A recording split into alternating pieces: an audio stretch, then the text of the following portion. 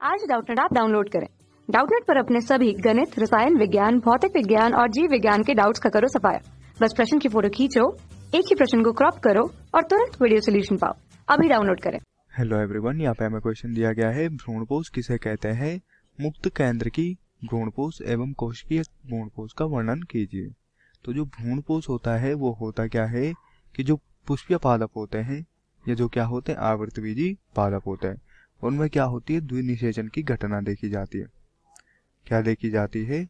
जो द्विनिषेचन की घटना होती है या जो द्विनिषेचन की प्रक्रिया होती है, ये क्या होती है आवृतबीजी पौधों में क्या होती है, आम होती है। ठीक है, अब यहाँ क्या होता है, इनमें त्रिसमेकन होता है। क्या होता है?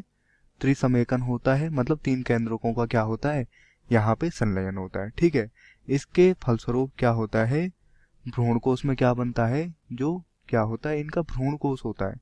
इस भ्रूणकोश में एक त्रिगुणित केंद्रक बनता है। क्या बनता है? त्रिगुणित केंद्रक। ठीक है, अब ये जो त्रिगुणित केंद्रक होता है, इससे एक पोषक संरचना का परिवर्धन होता है। किसका परिवर्धन होता है? एक पोषक संरचना का परिवर्धन होता है। जैसे नाम से ही व्याप्त हो रहा है कि जो पोषक मतलब पोषण प्रदान करने वाली संरचना का क्या होता है, यहाँ पे परिवर्धन होता है।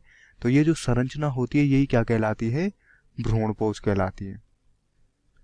क्या कहलाती है? भ्रूणपोष कहलाती है। और ये जो भ्रूणपोष होता है ये क्या होता है, त्रिगुणित संरचना। क्या होती है?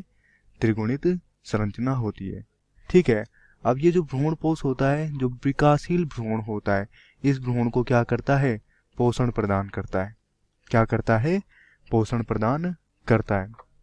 ठीक है, अब क्या होता है, जो भ्रूणपोषी बीज होते हैं, ठीक है, उनमें क्या करता है, जब उनका अंकुरण होता है तो इस अंकुरण के समय जो नवोद्भिद पादप होते हैं उनको क्या करता है, ये पोषण प्रदान करता है। ठीक है, तो अब हम यहाँ पे बात करें पहले मुक्त केंद्र के भ्रूणपोष की। ठीक है, तो जो पहला दिया गया है, क्या दिया गया है, मुक्त केंद्र की भ्रूणपोष। तो यहाँ पर जो मुक्त केंद्र की भ्रूणपोष होता है, यहाँ क्या होता है कि जब परिवर्धन होता है, ठीक है, तो यहाँ पर जो केंद्रक होते हैं ये क्या होते हैं, स्वतंत्र रूप से विभाजित हो जाते हैं। क्या हो जाते हैं?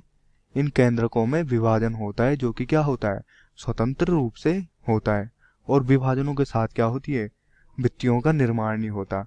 मतलब यहाँ पर विभाजन तो होता है पर वो कोशिकाओं में क्या नहीं होती, जो भित्तियां होती है इन भित्तियों का निर्माण नहीं होता है। क्या नहीं होता है? निर्माण नहीं होता है। ठीक है, अब विभाजन के फलस्वरूप जो बने केंद्रक होते हैं, ठीक है, वो केंद्रक क्या करते हैं, जो भ्रूणकोश होता है, इस भ्रूणकोश की परिधि की ओर क्या होते हैं, विन्यासित होते हैं। मतलब ये क्या करते हैं, परिधि की ओर क्या हो जाते हैं, चले जाते हैं या विन्यासित हो जाते हैं। क्योंकि इनमें क्या होता है, जो भित्ति होती है या कोशिका भित्ति होती है उसका क्या नहीं होता, निर्माण नहीं होता। ठीक है, अब परिधि की ओर जाते हैं तो परिधि की ओर अंत में क्या होता है, परिधि से केंद्र की ओर कोशिका भित्ति का निर्माण होता है।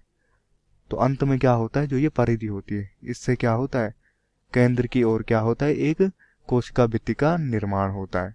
अब इसके हम उदाहरण की बात करें तो इसका जो उदाहरण होता है, जैसे कैप्सुला। क्या होता है, कैप्सुला में जो भ्रूणपोष होता है वो कैसा होता है, मुक्त केंद्र की होता है। अब हम बात करें यहाँ पे दूसरे की, जो कि क्या दिया गया था, कोशिकीय भ्रूणपोष। ठीक है, अब ये जो कोशिकीय भ्रूणपोष होता है, इसमें क्या होता है कि जो भ्रूणपोष होता है, ठीक है, तो जब भी ये क्या होता है, भ्रूणपोष में विभाजन होता है। क्या होता है, भ्रूणपोष केंद्रक के प्रत्येक बार विभाजन के पश्चात क्या होता है, यहाँ पर जो कोशिका भित्ति होती है, इस कोशिका भित्ति का क्या होता है, निर्माण होता है। मतलब यहाँ पर क्या होती है, कोशिका भित्ति बनती है या कोशिका भित्ति का क्या होता है, निर्माण होता है। ठीक है, इस प्रकार जो पूर्ण भ्रूणपोष होता है, ठीक है, इस प्रकार जो पूर्ण भ्रूणपोष होता है वो क्या रहता है, अनियमित व्यवस्था वाली कोशिकाओं के एक साथ उत्तक, मतलब पूरी कोशिका को बनाता है। ठीक है, तथा क्या करता है, अनियमित व्यवस्था वाली कोशिकाओं का एक उत्तक होता है। मतलब इसके चारों ओर क्या पड़ जाती है, कोशिका भित्ति पड़ जाती है तथा ये क्या कर देता है, उत्तक का रूप धारण कर लेता है। ठीक है, अब हम इसके उदाहरण की बात करें तो इसका जो उदाहरण होता है वो होता है बिलारसिया। क्या होता है, बिलारसिया इसका क्या होता है, एक उदाहरण होता है जिसमें क्या पाए जाते हैं, जो भ्रूणपोष होते हैं वो कोशिकिया होते हैं। तो आशा करता हूँ आपको उत्तर पसंद आया होगा। धन्यवाद। कक्षा 6 से 12वीं से लेकर नीट, IIT, JEE वो एडवांस के लेवल तक 1 करोड़ से ज्यादा छात्रों का भरोसा। आज ही डाउनलोड करें डाउटनेट ऐप या व्हाट्सएप करें अपने सारे डाउट्स 8400 400 400 पर।